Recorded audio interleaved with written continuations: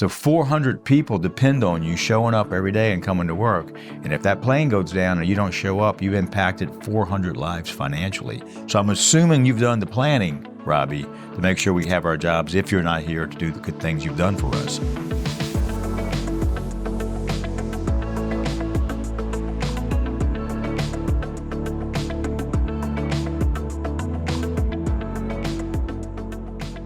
Things happen. Death, disability, illness, market crashes, COVID, hopefully just one time, different conflicts around the world, legal issues.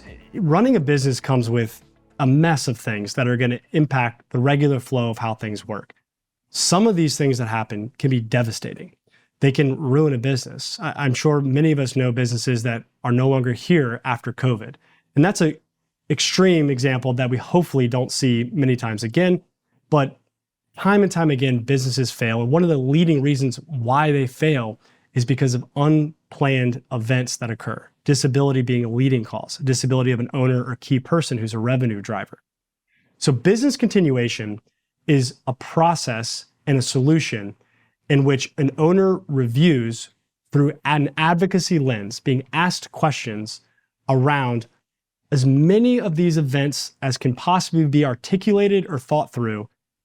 The question is asked, how do we want to deal with or plan for these events occurring to allow the business to continue past them, to allow a recovery, to allow the individual to get back to work, yourself as the owner to recover, and try to have as many strategies as we can to get through that. Now, you can't plan for everything. I don't think anyone had a contingency plan on the docket for COVID, right? That was something that we didn't see coming.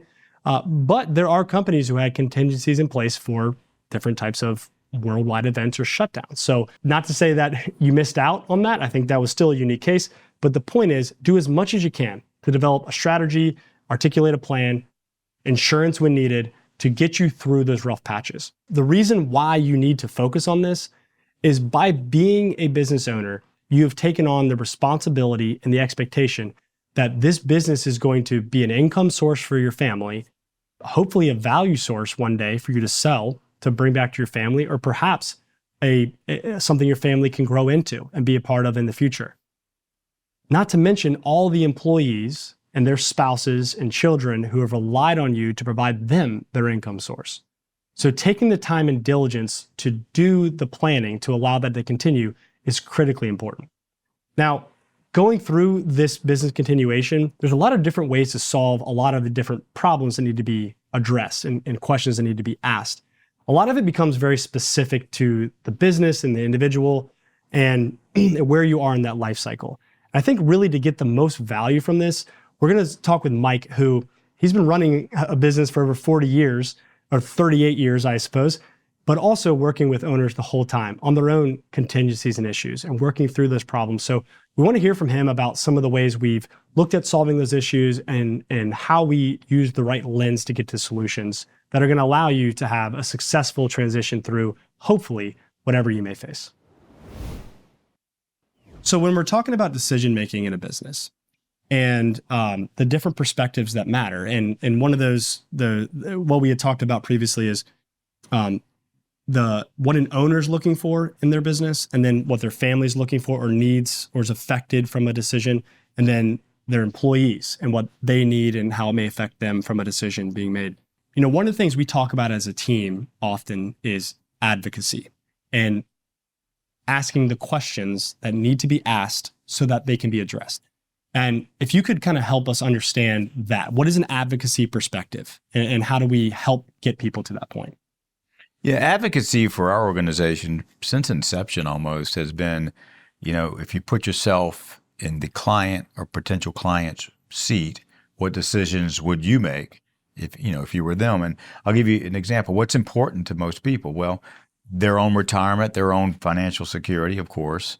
But then you got their families, certainly are in the top group, right? And then their employees, you know, and the best example I can give you is, you know, we have someone that works our front desk, multiple people, but, you know, when's the last time whoever answers your phone at your business has come to you and said, hey, Robbie, thank you for this great job. It's been awesome. I understand that during the financial crisis, you made it very clear you weren't going to cut any employees.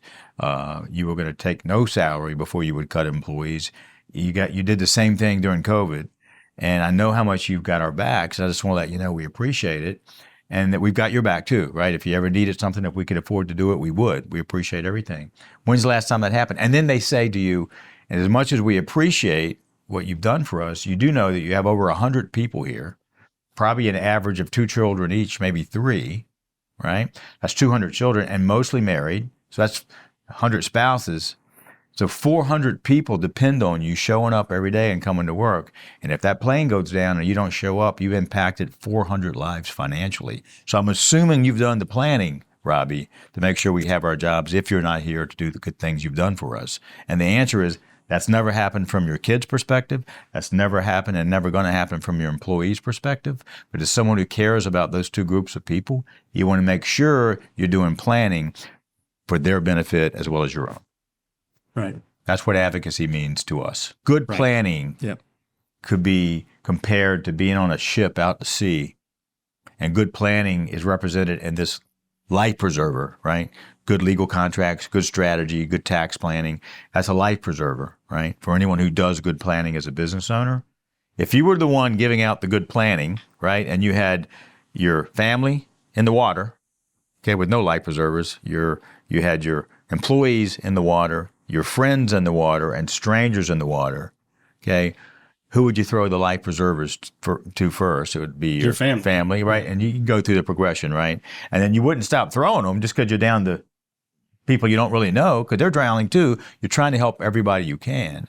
And I think in advocacy, it's about recognizing the value of doing planning and making sure that you're taking care of your family that's in the water, your employees, yourself, and you're doing good planning. That's what it's all about to be an advocate as a planner. Right.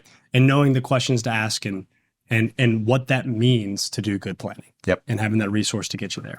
Yep. I'll say this about business continuation. In my mind, what that means is, number one, you have to go through a series of questions, right? Number one, do I want it to continue? Well, if I'm a one-person paper hanger, there's nothing to continue, right? But if it's a real business, do I want it to continue? And if so, how? And what situations will prevent that? There's a lot of situations. It's I'm disabled. It's I'm premature death. It's I have a key person go down that really runs half the business for me. I have a partner go down. And so there's a bunch of reasons why the continuation of business could be challenged. The economy, COVID.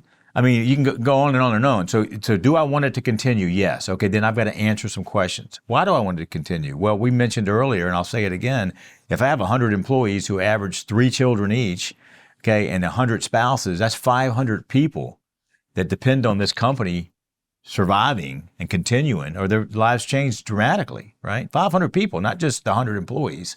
So as a business owner, I owe something to them and to my family, of course, and to myself, quite frankly, to make sure the business continues, or to my partners, right? And I'll give you a quick example. So if you do this long enough, there's so many examples. But one was actually one of the co-founders and myself, one of his clients' partners passed away, sick for a while, a short stint with an illness, and passed away. Well, it wasn't long after that the long lost son of the deceased partner came to the business and said, "Hey, my dad owned 51% of this place, and now I do. So basically, move over, if you will."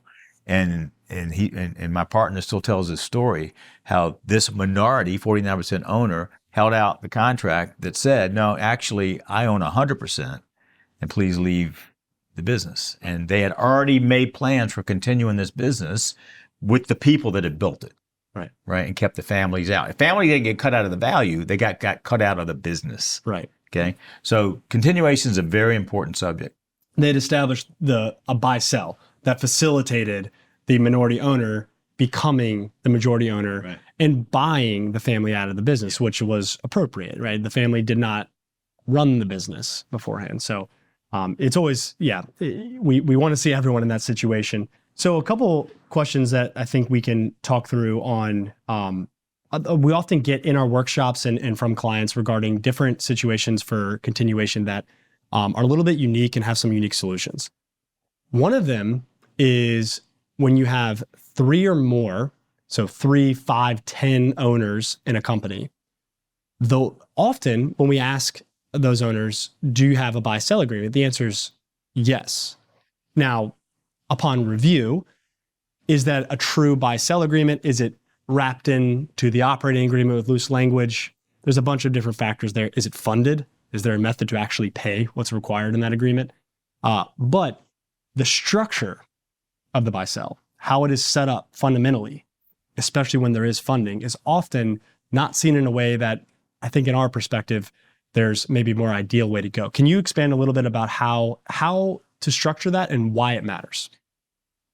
Yeah, I'll say in a buy-sell agreement setting, I've often said if there are 3 owners or more in a business, talk to me, because I'll tell you this: more times than not, there's some stuff missing. Now, not always. There's some very good ones set up, but here's what I'd say: it's always better to buy the stock from a deceased partner personally versus having the stock retired. Okay. Or to have the business buy it. If you have the business buy it and retire the stock, and that's the end of the transaction, then you're not benefiting from some things as an owner you should benefit from. So I'll give you a real case example. I was downtown with another one of our team members with a group of 4 partners. That business was worth $40 million, give or take. Okay. They had a buy-sell agreement. It was a very good business. They were very happy with it. Their guy was handling it, they said, right? So at the end of the day, the business was retiring the stock. Okay? Very well-written document. We call that an entity purchase buy sell. Entity redemption, yeah. Redemption, right? At the end of the day, though, here's the problem. And I painted this story for them so they'd understand why it's important, if it doesn't cost anything really, to fix that. They said, what are we fixing? I said, well, let me give you an example. Extreme example, but an example. 3 of these partners go down in a plane crash, and you're the remaining one, Robbie. You're the last one standing. Guess what? That stock all gets purchased by the company and retired, and the families get $10 million each of those 3 deceased partners. Families are fine. They got $30 million paid to them? They're fine. Company insured that, let's say, so they had the insurance money to buy the families with, so the company's fine. Mm-hmm. You're the last one here, and what is your stock worth? $40 million. $40 million. Your stock that was worth 10 is now worth $40 million, and you decide I can't run this business without those 3 partners. So what do? I'm going to sell. You're going to sell it. You know what that $30 million is going to be taxed as?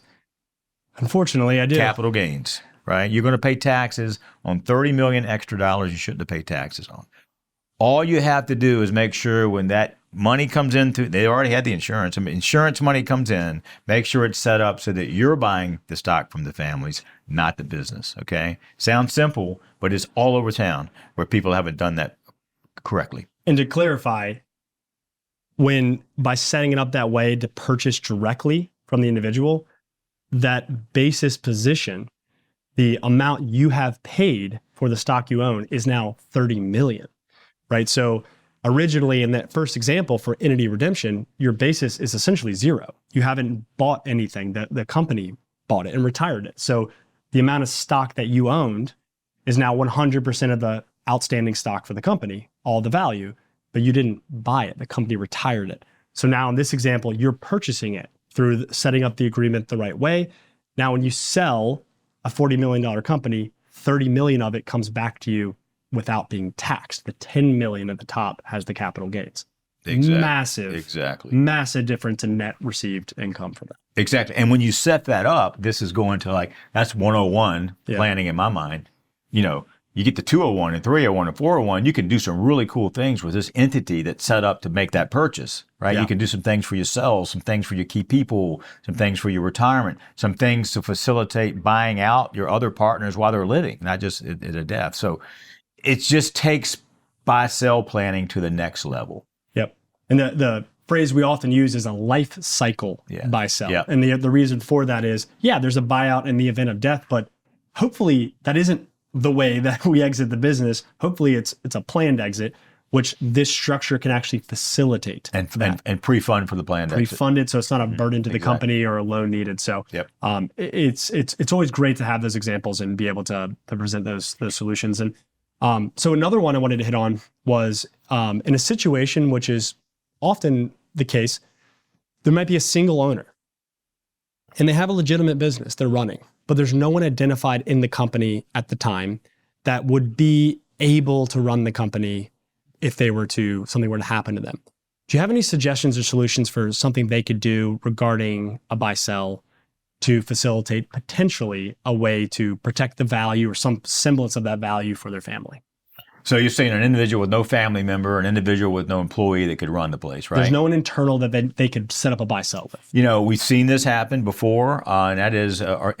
first of all, third-party sales always an option, but if the founder passes away, you're almost in an asset sale, and the clients or the patients are free for all, right? The value's not going to be the same. Competitors are coming in to get them. Yeah. So I've seen buy sells between competitors, buy sells between two physician groups or two dental groups or two businesses that are in the same business. Yep. I've even seen a merger where you own a little bit of each other's company, so the buy sell is even cleaner. Yep. Right. So there's ways to have a business continuation plan without having internal folks to be the purchasers. Right. Yes. And I think the important part about that conversation is when the term buy sell is used, and this is a big part of business continuation. It is often thought of as between partners in a company. And there's actually more to it than that. It could be someone who may be a partner. It could be an outside party who's part of that buy sell. It could be there's a wait and see buy sells and hybrid buy sells and all these different ways you can structure and build these. So just having the education and really being able to identify what is our goal? What are we trying to do? And what do we have the ability to do? And working with someone who understands the myriad of options and how to custom build that to what you need. It's a good point. Rob, if you had a 64-year-old majority business partner, let's say you own 90%, and a 10% 35-year-old partner, that's not a buy-sell agreement. That's usually a one-way buyout because the 64-year-old partner typically doesn't want to buy the 10% partner out. So you've got to figure out the wording and the best way to handle that situation. Right. It's not a buy-sell. So buy-sell agreements can seem simple, but when you really dig into them, there's a lot of opportunity there if they're looked at through the right lenses. Right. If you're looking for more educational content to expand on this a little further, we have a Business U workshop, which is a longer format workshop here over a 2-day period that allows you the opportunity to sit down with other business owners in the room, to ask specific questions to your needs and to dig into these topics all the way through the nuts and bolts for everything that may be of concern to you or that you need to know specifically. If you'd like to attend a workshop, there's some information below. Finally, we've been working with business owners in this capacity for almost the last 40 years. And if you're looking for that advocate, that partner to be with you as you're guiding your business, we'd love to have you be a part of the team. And we'd love to see you be that person who brings their business to the ultimate value as their most valuable asset. Thank you.